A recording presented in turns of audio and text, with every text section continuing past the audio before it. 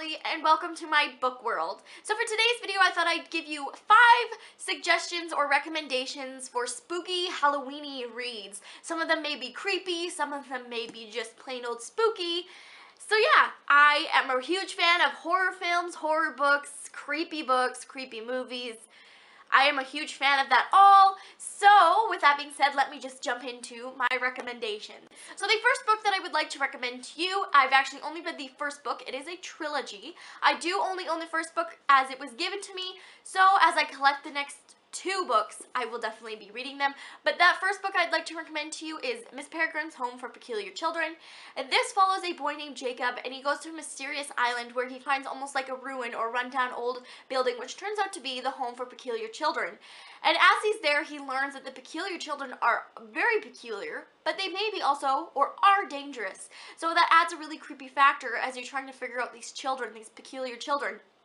But what I find that adds a creepiness factor to this book is not only the story. The story is very minor to me for creepiness, but to others it may be a little bit more creepy just because I have a higher tolerance for the creepiness and horror aspect. But I found what really added the creepiness to the story were the pictures that correlate within the story. So the author does a fantastic job of writing the story and creating an atmosphere for the story. But he does that also through his writing, but also through his pictures, and that just adds a really creepy factor. I am going to hopefully find a picture for you, and I will quickly give you an example of what I'm talking about.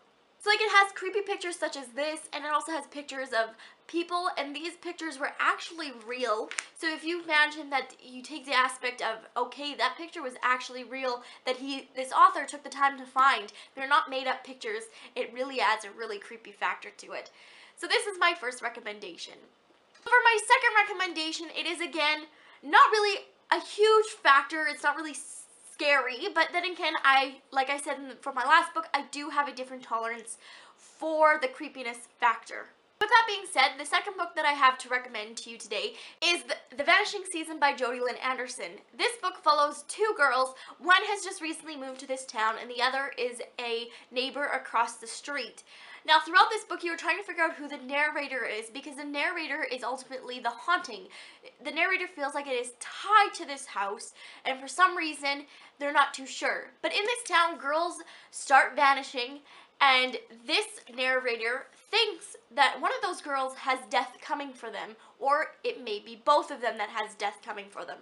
But all in all, throughout the story, you're trying to figure out who the narrator is. I'm not going to give too much away, just because the spoiler at the end is a huge factor, and it will give away the rest of the story. So the twist is definitely worth the read, and the creepiness of trying to figure out who the narrator is and the things that happen within the house that the girl has just recently moved into is an absolute perfect Halloweeny read.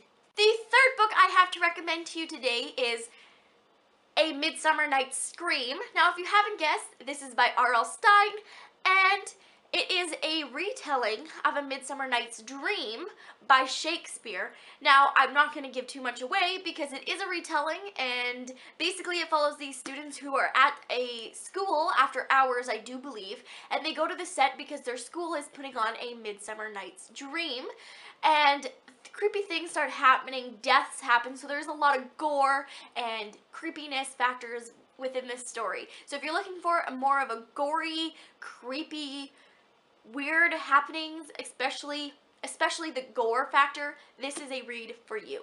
The fourth book I have to recommend to you today is The Dogs by Alan Stratton.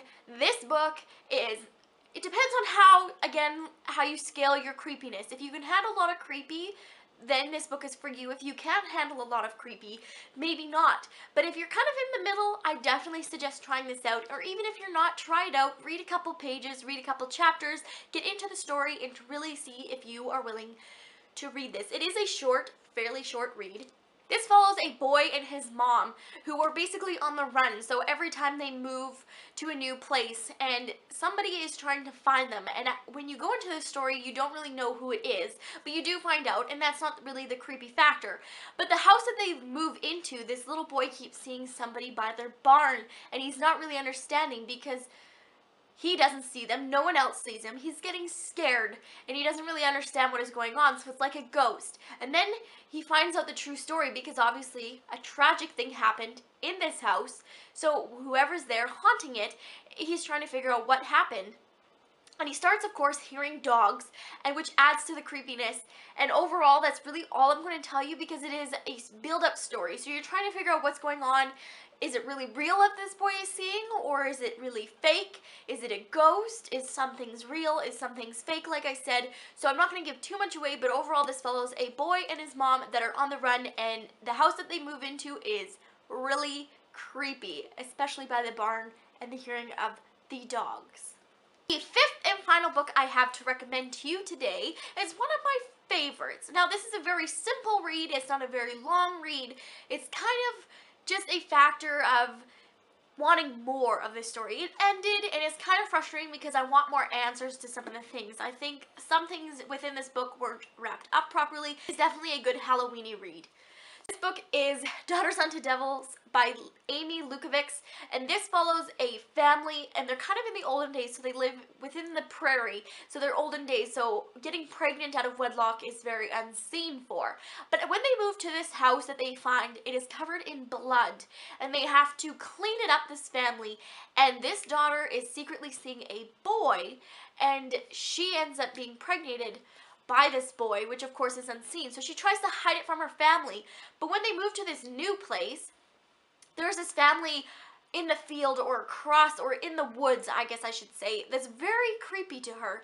And as it's going on, there's a lot of paranormal or really creepiness things happening to this house. And again, it's one of those stories, is it really real happening or is it something that is playing with your mind? Because of course in those olden days, they get a little bit of hay fever and stuff like that that causes a lot of issues.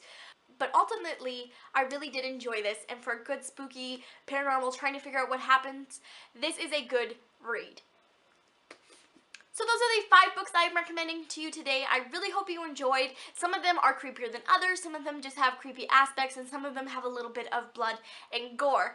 So all in all, I really hope you enjoyed this video. Please leave those thumbs up, subscribe, and have a very spooky holiday coming up.